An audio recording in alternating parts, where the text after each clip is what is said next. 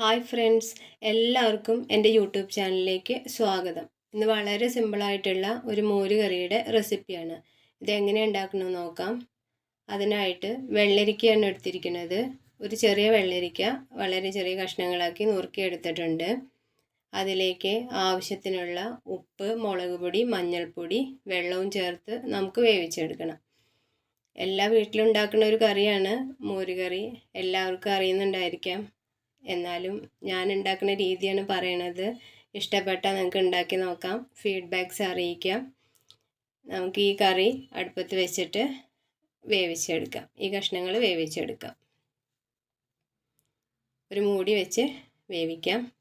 അപ്പോഴേക്കും നമുക്ക് അരപ്പ് തയ്യാറാക്കിയെടുക്കാം. അതിന് വേണ്ടിയിട്ട് നാളികേരം എടുത്തിട്ടുണ്ട്. ഒരു ചെറിയ നാളികേരമാണ്, അതിൻ്റെ അരമുറിയാണ് എടുത്തിരിക്കുന്നത്.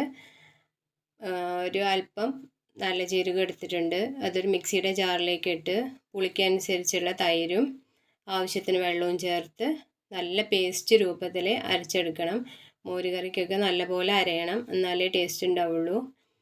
നല്ലപോലെ അരച്ച് എടുക്കാം. നമ്മുടെ അരപ്പ് തയ്യാറായിട്ടുണ്ട്, നല്ലപോലെ അരഞ്ഞിട്ടുണ്ട്. ഇനി നമ്മുടെ കറി വെന്തോ നോക്കാം.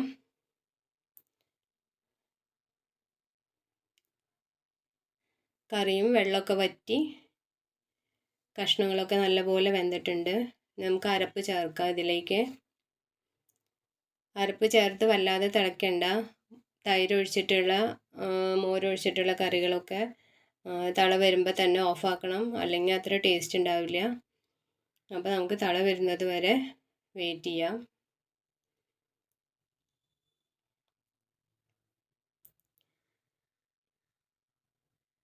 കറി തള വന്ന് തുടങ്ങിയിട്ടുണ്ട്.